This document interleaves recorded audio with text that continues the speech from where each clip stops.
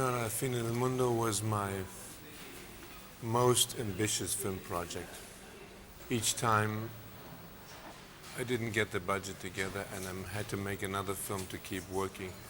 I made Paris, Texas, and then I wrote the first script and I couldn't make the film, and then I made Wings of Desire and I had another draft, and it took another 3 years, and I finally was able to shoot this film that I had conceived in 1977 in 1990. It was the longest shoot ever. We shot for a year. We edited for an entire year. And in the course of the editing, it became obvious that all the distributors who had co-produced the film were going to insist on a maximum length of 2.5 hours. And 2.5 hours was very obvious, was way too short for the epic dimensions of the film. I mean, we had shot in 4 continents, and it was really the ultimate road movie in a way, and I could not compact it into 2.5 hours. So in between already with my editor, when it became obvious that we were going to force to release something that was way too short, in between with my editor at some point we had said this will be about the ideal film, and then that's when it was 5 hours long. And then I had to continue to condense it, and everything that I liked had to go out, and when the film was finally finished, my heart was no longer in it. It was like a Reader's Digest of all the ideas that were in it. And I was very frustrated, and of course it didn't do well because it was just all the spirit was out. And I was very unhappy with it, and then the film came out and I had to do interviews and travel, and I was so unhappy. And I came back to Berlin, and I called my editor again and said, come on, we will continue. We will make the one film that we wanted to make. We'll make the perfect version. And that became then 4.5 hours. And it took another year to finish it. So it was already out, and we were still editing and making the one version that I think did justice to the actors, to our effort, to all the musicians who had given me that fantastic music. The soundtrack had been much more successful than the film, but most of the music had been in the film for just 10-15 seconds because it was all so condensed and so ridiculously compacted.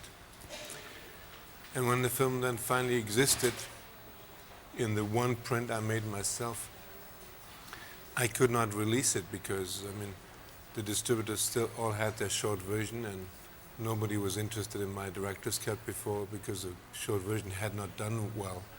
So it took another 10 years until finally I can now, at least on DVD, bring out the real, true version of the film.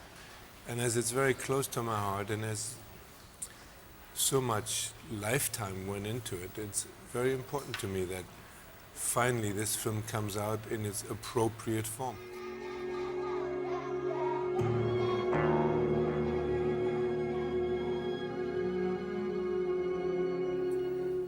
We shot tests for a week in 65mm, which is wrongly called 70mm. 70mm does not exist. 70mm means 65mm. We shot tests for a week and they looked gorgeous, but it became obvious that we could not possibly make the film with this giant camera. I mean, you needed 2 people to lift it. We had so many scenes in cars and in planes and trains and boats and tiny places. We could not have made the film with this big camera. So we ended up shooting the film in Super 35, which was very good for me in the end, because when it came to the moment that I realized I had to deliver the 2.5 hour version, I took the original negative Super 35 is not a size negative that you can use for distribution. Super 35 cannot be projected in theaters. It is actually meant to blow up to 70 or to make regular prints from, but you have more negative on Super 35 and then you reduce your negative. And that really saved my ass, because when I had cut the 2.5 hours version, I took all my original negative and secretly, and I paid for it myself, I made a duplicate negative from all the original, and then I only cut the duplicate. So all the distributors who then got the 2.5 hour version never realized that I never cut the original negative. So when I then a year later had my director's cut, I still had my original negative and I could cut my original negative. So that's why the director's cut now looks a million times better than the short version ever did, because it's the only film that's from the actual negative. But I can tell now. At the times, of course, that was very secretive, and I was really cheating, so to speak, but I'm happy I did it. The film is a sum of everything I had to say at the time, because in 12, 13, or even 14 years working on the same script, you keep putting more and more in it. And each film I made in between made me look at the project differently. So all the experience from Wings of Desire did go into the film. All the experience from Paris, Texas did go into the film. And if you wait for something for so long, I mean, you can't help to put too much into it. So I did put too much into it, and that's why the film also became so long. I mean, it was the sum of everything I had to say. And then when I finally had said it, and when the director's cut finally existed, I really had to start from scratch, because if you have said it all, then you have to realize you have to start telling another story, because otherwise you would repeat yourself. So it's really a very dramatic crossroads in my life for me.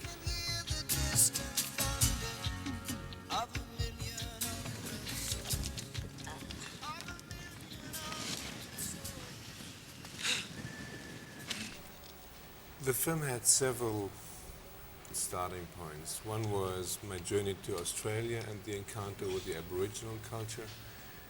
The other one was the Odyssey, which in a way was always my favorite book, and also the ultimate road movie. The Odyssey is, and Ulysses is the ultimate traveler.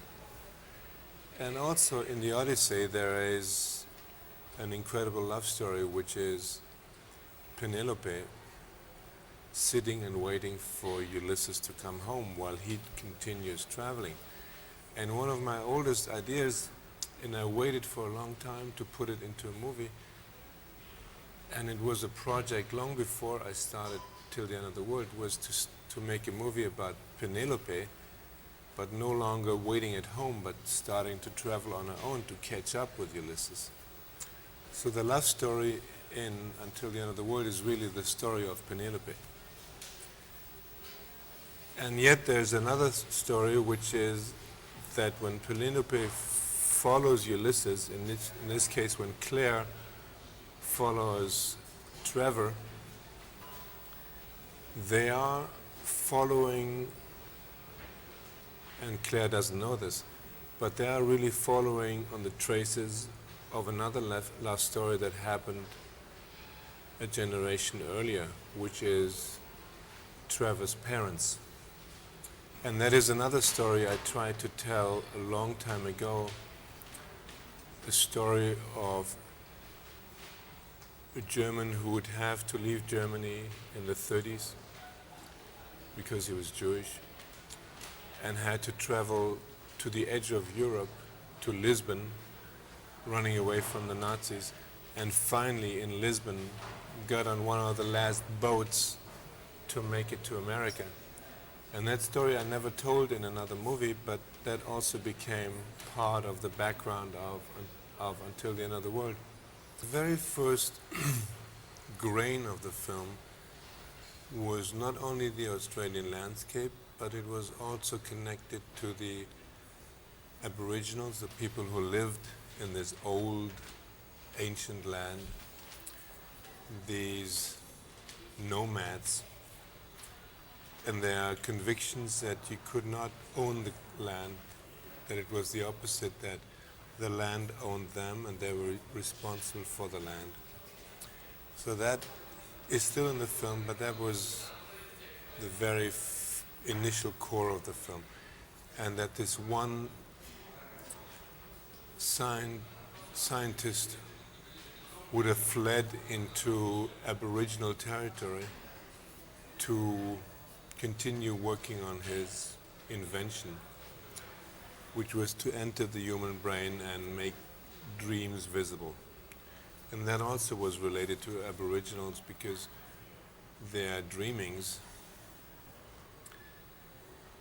and their dream images, which are connected to their myth and their mythical imagery, that was again the very first idea of the film, to make because their dreams are sacred for them. And it felt like in the future of our visual culture, the most sacred our dream would eventually be drawn out and become public. And so as the film is sort of a science fiction film about our visual culture, I wanted it to be the ultimate sacrilege. And for me, the ultimate sacrilege is that we could look at our own dreams like they were videos. So in a way, the film combined many stories that I always wanted to tell, and they all came together in the very complex structure of Fino, alla fine del mondo. Look at this.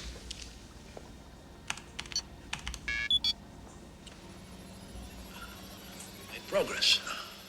A cacophony of brainwaves transformed into a symphony of colors and shapes. Biochemical images. If I were Sam, this would make me feel like honey.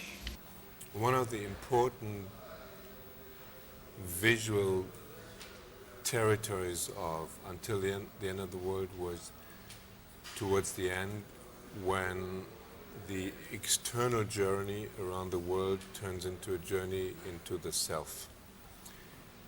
And that journey is used to extract dreams from the sleep of from the brain of a sleeping person. So dreams were going to be a very important part of the movie. And as I was preparing the film, I looked at the history of dream sequences in cinema from the very beginning till today. And looking at all the dreams in the history of cinema was disappointing, because it turned out that dreams more or less were a continuation of movies, and that films had never found a specific language to deal with dreams and to show dreams. And in order to make that invention of Dr. Faber really interesting, the dreams that he extracted from his son's brain or from other brains had to look different than movies.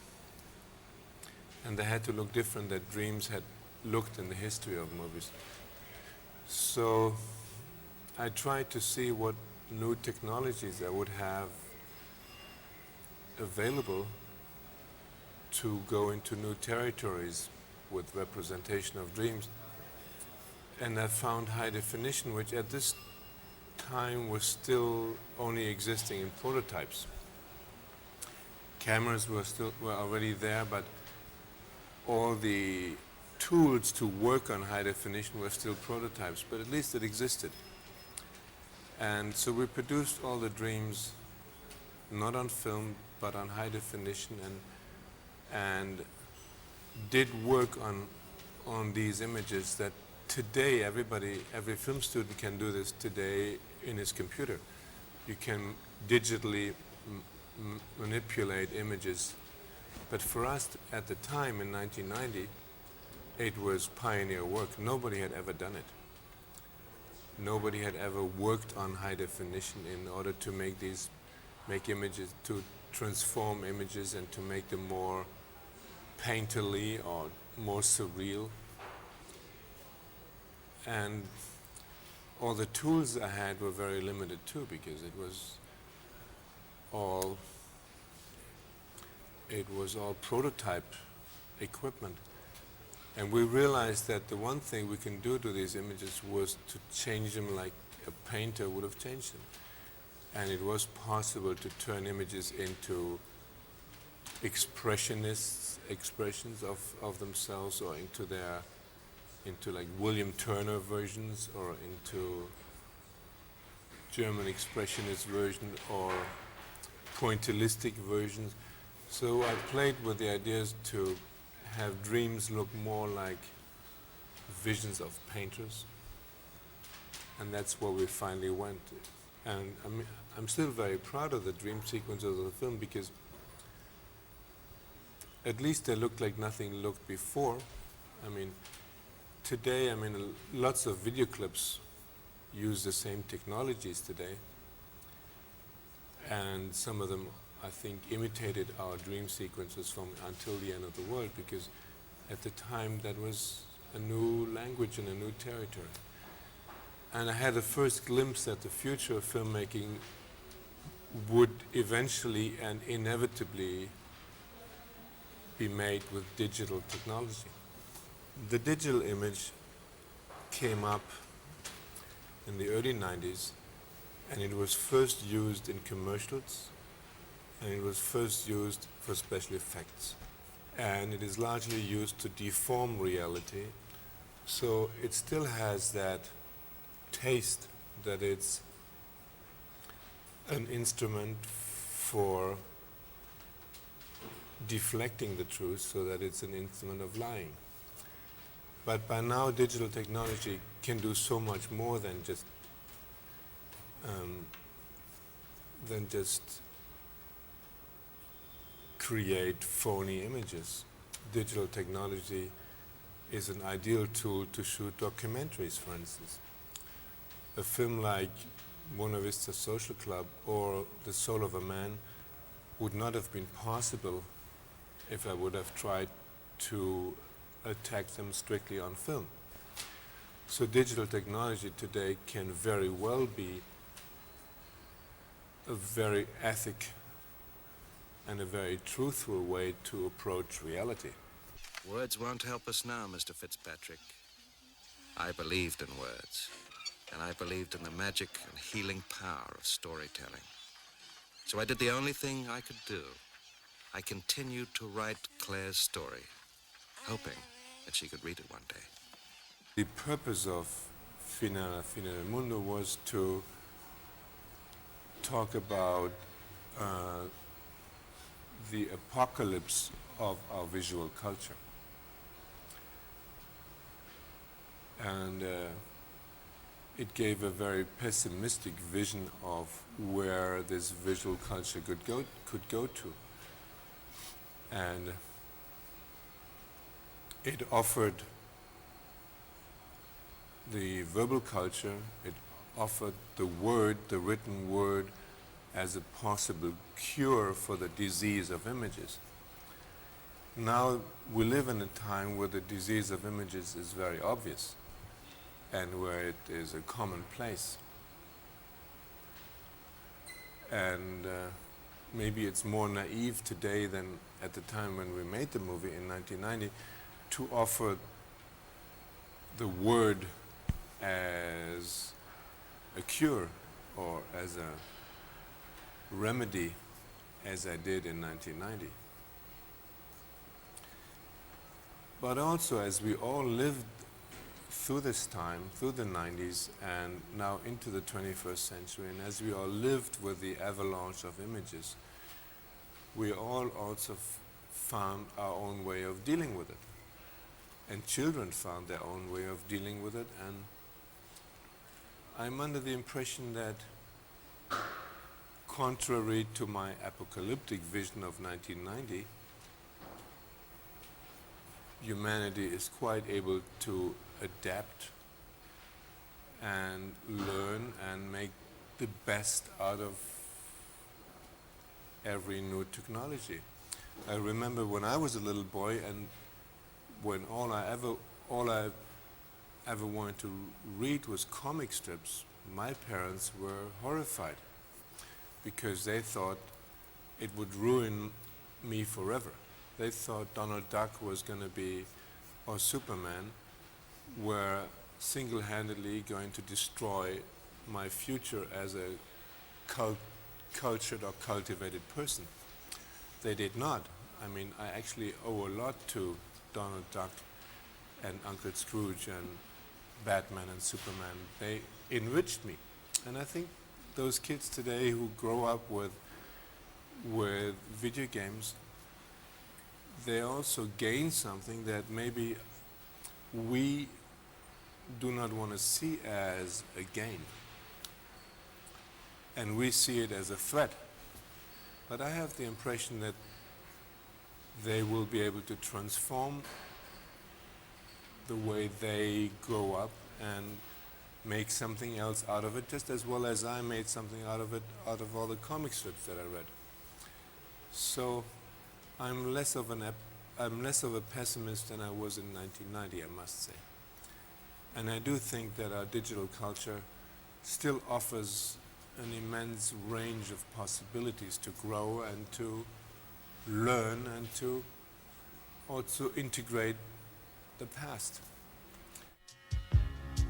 I saw the signs of my undoing. They had been there from the start. They had been there from the start. I figured the music in it also had to have a different context than music normally had in my films. And I've used a lot of rock and roll and contemporary music in all my films before, but in Till the End of the World I felt that the musicians should make the same effort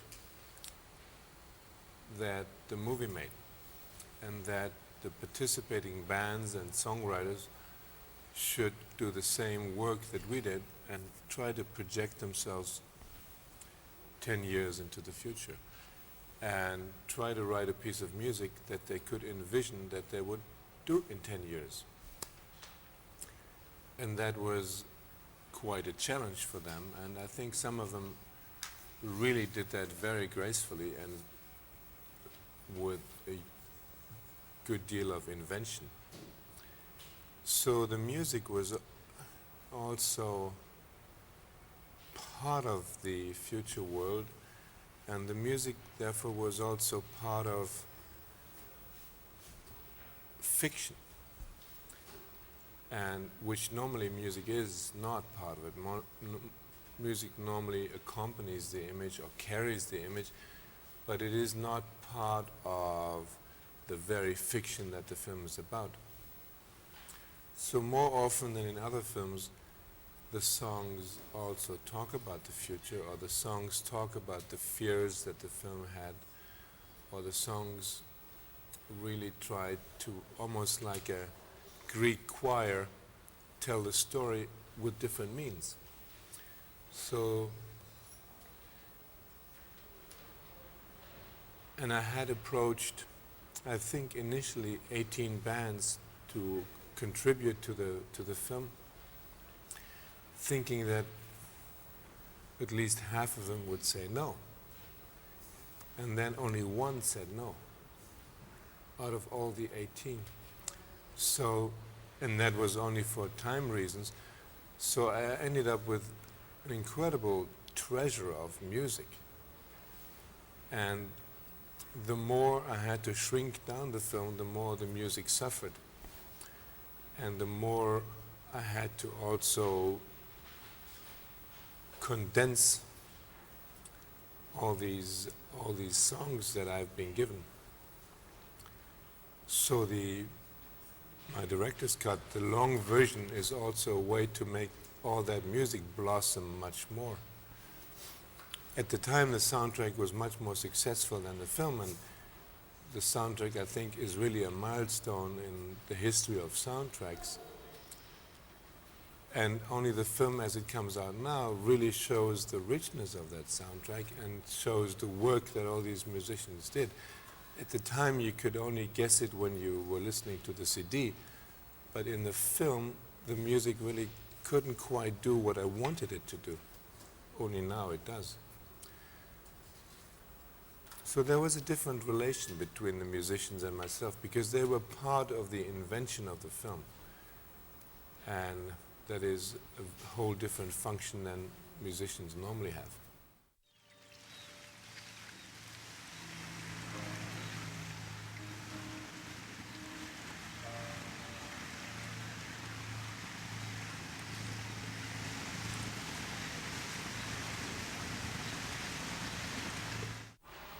I always liked the idea that during the shoot I would have a chance to change the story or to follow another truth that you can only find out together with your actors. And you come to a point where you say, well, the screenplay now goes this way, but now that we've shot up to this point, we all know that it would be better to go this way. And that you can only do if you shoot in chronological order. And I tried very hard to shoot until the end of the world like this. And I succeeded insofar as the countries were shot in chronological order. So we actually started in Italy, and we went to France, through France, then we went to Portugal, and then we went to Berlin. We didn't have the money anymore to go to Moscow. So Moscow we had to shoot in Lisbon. Half of Moscow was shot in Lisbon and half of Moscow was shot in Berlin, in East Berlin. So Moscow was the only place where we never got. And some of Lisbon, and especially a movie theater that does not exist anymore in Lisbon, a beautiful old movie theater from the 20s, served as a hotel in Moscow. And Potsdam became part of Moscow. That wasn't so difficult. And then we never went to China, because part of the story also goes to China. And for China, we also didn't have the money anymore, so I could only send my leading actress, Solveig, to China together with a cameraman. That was the smallest crew I can afford. So China in the film only now appears as what we called video fax, which nowadays would be an email with an video attachment. So, but everywhere else we went, and everything else was shot in chronological order. My favorite way of dealing with actors is that I already know who is going to play the part when I write the story and the script. And I really don't like having to meet hundreds of actors in order to only choose one at the end. I prefer knowing the actor before. And in the case of Till the End of the World, I knew that Solveig was going to play the girl. I knew from the beginning that the detective had to be my faithful Philip Winter, alias Rüdiger Vogler. I knew from the beginning that I really wanted nobody else than Jean Moreau to be the mother. But most of the other parts, actually, I then had to find. For me, it's an essential relation between the director and the actor, that there is respect or friendship or even love. So the casting of Till the End of the World took longer than ever before, because I really wanted to make sure that I could really like all these people. Most of the time, I try to make the actor feel very comfortable with the part and with the story, so that they do not have to hide behind the character, but they can really reveal themselves. And as and that they can be as close as possible to their own experiences, and that they can really show who they are instead of showing me an invented character. And I think we succeeded very much so across the board with Until the End of the World. And that all these actors, for the course of a year, really gave me their lives and their life's experiences. And it was difficult, especially for William Hurt and for Max von Sydow and Jean Moreau, because they had to play a family. And that's always the toughest for actors, if they have to become a family, of course, only for the movie. If you have a love story, then you have two people who never met and they meet each other, and that is a fiction that can be incorporated easily into the lives of these actors. To imagine that you meet somebody for the first time and that you fall in love is not as difficult as to imagine that you're married for 40 years, like in the case between Jean Moreau and Max von Sydow, or that you are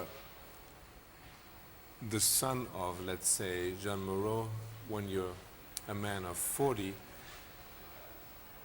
That is quite an effort, and it needs a lot of work on behalf of the actors to really get that close and to have a relationship to somebody like Jean Moreau, that you do not have to only play the son, but that you can feel like a son towards her. The only trouble we had in terms of the actors identifying with their parts was that the love story between William Hurt and Solveig Martin didn't really work so well, because the two of them really didn't like each other. And it's hard if you have a love story and you have two actors who really don't care for each other. And of course the other difficulty was that in the Reader's Digest version, the narrator, Sam Neill, was no longer the narrator. So his card was heavily cut. That was a real pity. But overall, like with the performance of Jean Moreau and Max von Sydow, those two especially, I'm really very happy. I thought that's two of the best performances I ever had in any of my films. And I think the work of the actors really only comes out in the long version now. And I think especially Solveig's work is much better, because she had to carry too much weight in the short version, because out of a sudden she was the only heroine of the film. And that was difficult for her. In the long version, everything is spread a little better and balanced a little better. So all in all, as the actors present themselves now in the long version, I'm really very happy. That's the film we wanted to make, and that's the performances. And as far as the music is concerned, that's what the musicians really contributed. So finally you can see what it really meant in 1990. Because a lot of people were confused, and they felt the film was so much like a cerebral effort, and the film was so much reduced to ideas. It was not a film about ideas. It was a film about my actual fears about the future. And there is a lot of emotions in the film. But if you have to trim it down so much, inevitably you lose those emotions, and everything that remains is the bare bones. Now you can go and see the flesh around the bones. My favorite phase in the process of making the entire movie is the very first, when you travel and when you discover your story, and when you encounter the places where the story is going to take place in. And then the other favorite phase is the very end, when you sit in your editing room and when you can put it all together. The screenwriting is very painful, and I'm not really so eager to write a script, and that's a difficult phase. And it's for a long time that I don't do that alone anymore, but that I work with somebody and with a writer, because the loneliness of the process of writing a screenplay is just terrible. So if you share it with somebody, it's much better. But I still don't like it.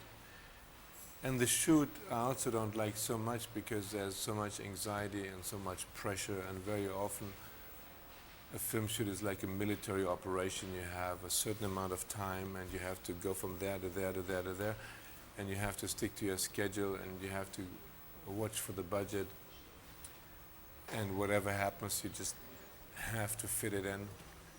So very often the shoot is mainly about organization, and only a very little piece of it is an artistic expression. As a director, you are very often more the organizer of things than the artist behind everything. So I'm not too fond of the shooting, and I love the editing, and I love the first journeys in which all the ideas start to become alive. I don't like to be a producer, but I need to be the producer in order to give the director that I am as well as much freedom as possible. So I have produced or co-produced all my films except for one. But I'm not enthusiastic as a producer. It was always the necessary evil. I like to be a director. Except for interviews, of course. Ciao. Ciao Giovanni.